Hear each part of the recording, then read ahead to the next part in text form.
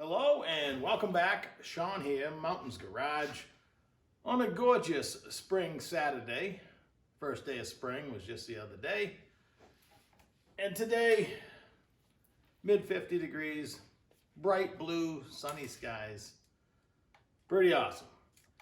I came out early this morning, still looking for answers on my 47 Ford truck. Every day when I get a little bit of spare time, I can't wait to start permanently mounting things. However, cautious me knows you got to try everything on for size. Because while you can look at it and think you're putting something in the right spot, if it ends up not fitting entirely, which is possible, or worse, it fits, but you're uncomfortable. It's not, even in just a race car, you spend a very short amount of time, you have to be comfortable and safe. But comfort is key. And with that in mind, I started the other day. I only had the transmission and bell housing sitting in the truck, no engine yet. And I have a few sets of seats kicking around here. I'm a collector. I started with a set of Jeep seats that I'd actually bought for the 64 Dot, which went away, but I kept the seats. They're very similar to like what the 68 Hurst, Hemi, Dots, and Barracudas would have had, a van seat. About that size. They have 4 or 5 inches of padding, which is a problem. And it's a problem because, might as well cover it right now, if you're drag racing or any type of racing, when you tighten your belts down with a stock seat or a seat with a lot of padding, you're only squishing the padding, and in an accident, your belts aren't tight enough. And that's why, after some famous and tragic deaths and all types of racing, now is very common. The faster you go, the more you have a containment seat, including a halo around your head. Fast drag racing cars, you sit in the seat and they pour a mold around you with expanding foam pretty much, and it ends up being your body fits in it like a glove, better than a glove, because it's not universal. It fits you and you only. And you have a tub and they do a pour-in seat, and when you tighten your belts, you have a little bit of cushion, not much. Not made for cruising long distances, really. And that has been deemed the safest.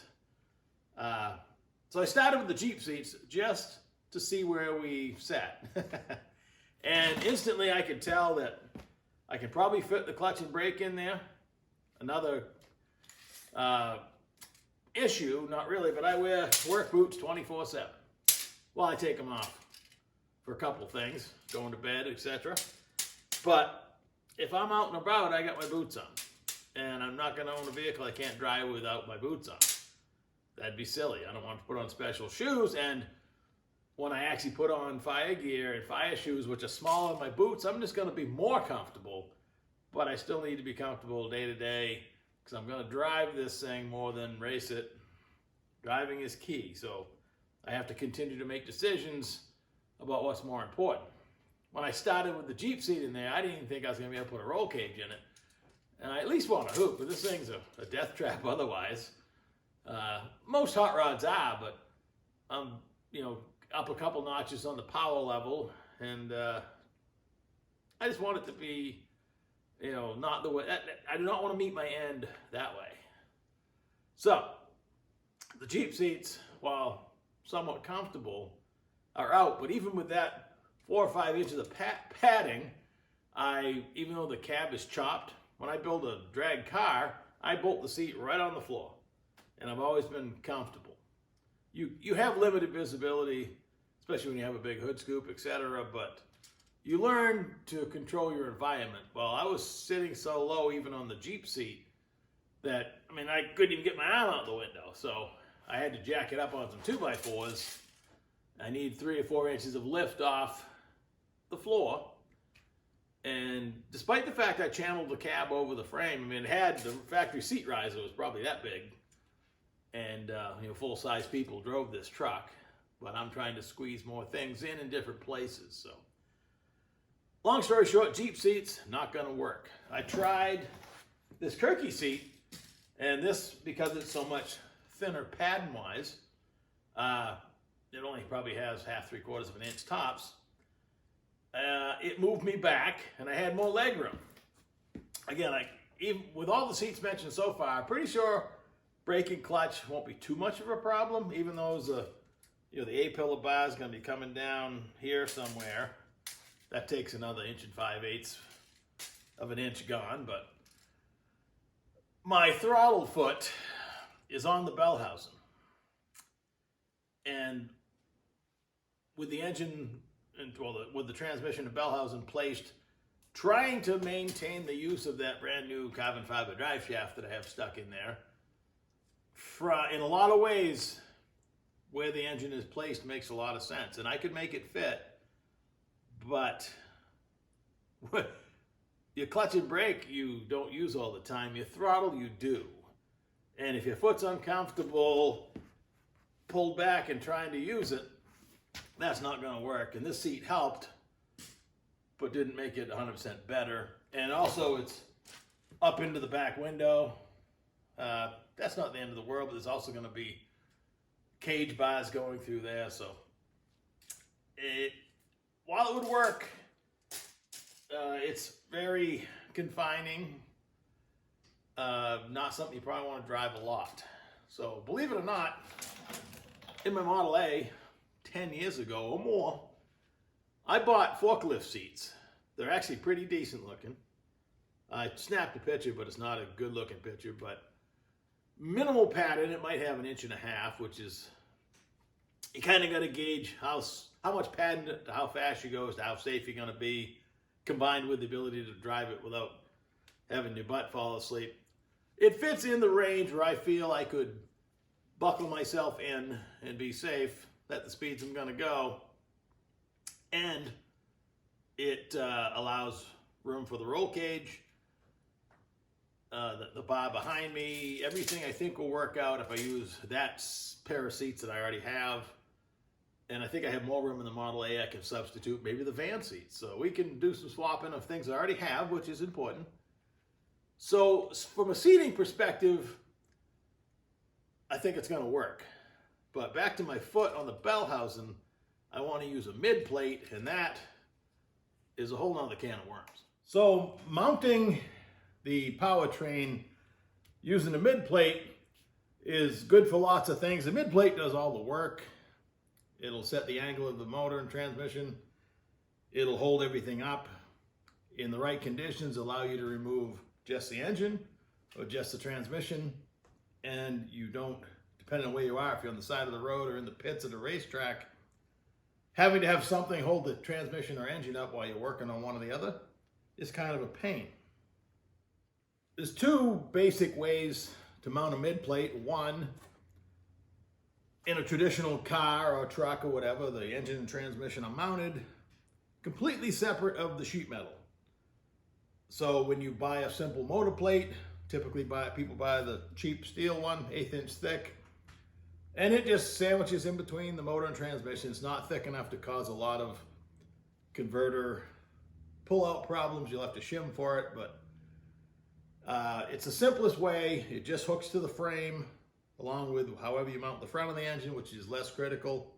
I won't be using a front motor plate for reasons we'll talk about, but well, let's talk about them now. I don't want to run a front motor plate because I'm putting a big block in it now.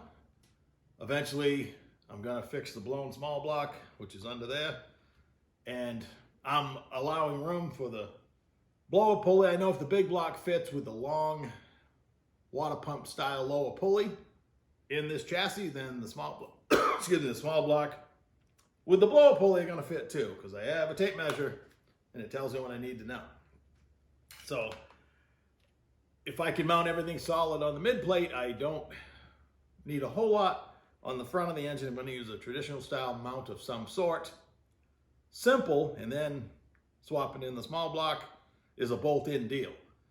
The block itself is longer on a big block, so the front motor plate would be in a different spot. The mid plate's not going to move, but the front plate would be out further, and you'd have to space it back inch and a half, whatever the difference is between a small block length and a big block length. So I'm looking to avoid that. It can be done, and is done very often, but I don't want to deal with that. It also messes with your pulley alignment, and it's in the way of a lot of things. On a street-driven vehicle, it can be done. I've done it many times, but in this application, I'm looking to avoid that. So the mid plate would just hook to the frame. That's one way to do it. It became popular, let's just call it 10 years or more ago, to have a much bigger square motor plate, and it is mounted on the frame. It has a hoop around it. This is just a piece of tubing, but in the chassis to the frame, there's a hoop. This is 1.25 inches. And the rules say the motor plate cannot attach directly to the dash bar. However, you can connect this to the dash bar with short pieces of tubing. And that's, if you look at a lot of cars that are built lately, the firewall comes from the cowl of the vehicle down to this piece here. The motor plate's bolted solid, it is airtight, and you'll see the transmission on the inside of the car bolted up to the back side of the motor plate, completely sealed off in the engine compartment. And that's pretty popular and strong. I mean, you have this whole arrangement. You can also do this style, which I want to do, and not have it attached to the firewall, or have a gap there. You can run your firewall down to here, but you have to still close it in, so you'd have to run floor this way as well. More than one way to peel a banana. Let's go with that. Let's not skin any cats today. But so, hope you're with me so far. With the engine and transmission mounted like we're used to, well, in recent, 3 or 4 decades, the front motor mounts are 1/4 of the way back on the block to the frame, and the transmission has a mount on the back of it. In a 55 Chevy, for instance, the motor mounts are on the front of the engine, and the bell housing, this bell housing actually has brackets for it. There was mounts here, and the transmission hung out in the breeze. Obviously, with a mid plate, you have front mount, mid mount, and a transmission mount. If you're still with me now, this is where things get interesting. My Lenco, I'm going to mount on a set of slides. The Lenco is made, there's bolts in the side and the bottom, on both sides, on each case actually. And you make a rail, bolts to the side of the Lenco. And on the chassis, you just have a piece of tubing cut in half, about yay long. And you position it so you can unbolt the Lenco from the bell housing. You disconnect the drive shaft, unbolt the 4 bolts to the bell housing, and you slide the whole thing back. The bell housing is going to be held up with the mid plate, and the engine that's not going to move, and the transmission slides right back. Then, with the mid plate mounted to the chassis, you can unbolt the bell housing and take it off, and everything is still there, and you can service the clutch, which has to happen more often than you think. So, again, the faster you go, the more you need to work on the clutch, and the style clutch you need is probably one you're going to slip. On the other side of the coin, it would be nice if you had to remove the engine, if the bell housing would stay put and everything could go forward, and from the bell housing back it would stay in place. And with a scatter shield type bell housing, it's actually required that there's extra bolts above your traditional, in a Chevy, the V pattern. There's extra bolts that are above the block, above the V in the block, and extra bolts around the bottom, and you have to physically mount the bell housing to a structure, like on the 55, which I'll show you, it's brackets down from the frame, and there's extra bolts through the bell housing holding it onto the mid plate. So you can actually do what I just talked about, almost. This is a block plate that comes with the scatter shield, and its goal, originally anyway, was when say a cast flywheel exploded. The reason why these came about, because clutches were exploding and going up through the firewall and hurting people, taking their feet off and whatnot. Also hurting the block, so it couldn't be reused. So this goes against the block. your flywheel goes on it, and then your clutch and etc. If you go to remove just the engine, it's not coming through that hole. And if this is your mid plate, well, that's a problem. Nothing is going to stay put like you hoped it would. So you got a couple choices, because a lot of mid plates are like this one.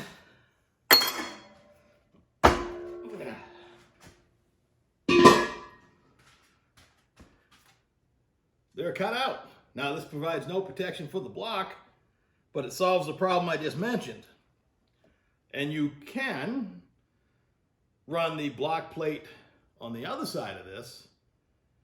So you'd put the block plate on the engine and then put the mid plate against it. You're gaining a little bit of depth, but this is only a 1/4 inch mid plate, and that's 10 gauge steel that the block plate's made out of. So you're gaining about 5/8 of an inch. And in my case, I need to build a custom length input shaft anyway, along with my clutch throw-up bearing and stuff.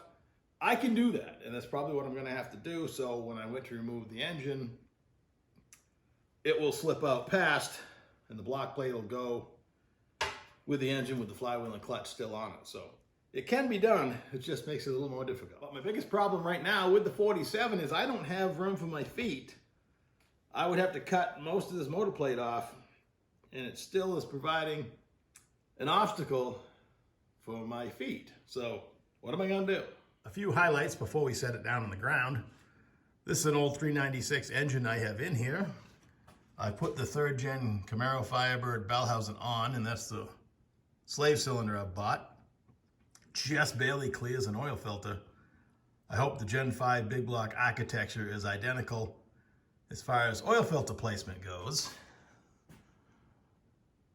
Steering box is tight, but it clears. Better look at the forklift seats. The plywood simulates my floor.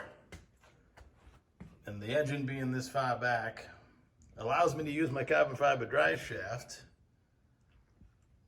And if I have to make it work here, I can.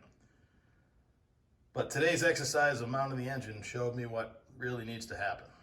So I'm not going to run this old stack injection, but it's also telling me that if it had 1 more inch, it would actually fit without cutting a cowl. The tunnel ram, I believe, will fit. This old set of blue headers, I bought out what used to be a Speed Shop inventory of headers. These are from the 60s and 70s. Never been used that I can see. Interesting color, not my choice, but that one bolted on, and this one will if the engine came ahead about 1 inch. My tape measure tells me I have about 5 inches here, and I need 3. So if I slide the engine ahead 1.5 inches, 1.75 inches, I'm going to maximize it if I'm going to slide it. My throttle foot's going to be more comfortable. Both the big block with the long water pump pulley and the blown small block are still going to fit. And this header will fit over here because this cylinder head sits back 1/2 inch or so. It's all it needs to do to clear the firewall. I have a set of Lakester style headers that are stainless, that performance-wise will probably, the blue ones here would make more power, but it'd be nice to have options right now with the motor this far back, which I could make work. I think the simplest answer, also I should mention with the engine where it is now, I have to make a new set of shift levers because one of them is too close to my leg. If it goes forward, it solves its problem. It only hits when I pull it back. Other than having to make a drive shaft, which I make my own, so that's not a problem. Unless I happen across a carbon fiber that is half price, I'll be making my own shaft. It's going to be contained anyway, so that'll be okay. And I think it's going to solve my problems. The steering box is going to clear. The engine looks low. It's actually at 13 inches crank centerline, which is 10 to 13 is the norm. I'm on the high end of normal, so due to engine setback, lower might be better, but reality, I'm street driving it. I don't want to be dragging everything on the ground, oil pan, etc. So my drive shaft angle up to the rear end looks good. Simple answer is it's coming ahead, and that should allow me to use the motor plate, build a better firewall, more leg room, still gonna fit, but this is why you have to mock everything up. If I'd gone ahead and mounted one piece, I'd be in trouble. That is where I stopped, coincidentally, on my Model A a lot of years ago now, because I determined after I built the clutch linkage, etc., that I'd have to put it in high gear and then get a bone saw and cut off my left leg and throw it in the bed to drive more than a mile. So that needs to be fixed. The Race 55, it was built for a short guy. I'm not that tall, but I don't fit in that car. Again, I wouldn't want to drive it to the end. I wouldn't want to drive it to the mailbox. That needs to be fixed while I'm working on it. This one, I'm trying to make everything fit. When I first looked in the cab, it looked pretty roomy. Not a lot of extra space, but we're going to make it work. So that's today's long drawn out story. For the 3 or 4 of you watching me build this truck, keep on watching. Take her easy.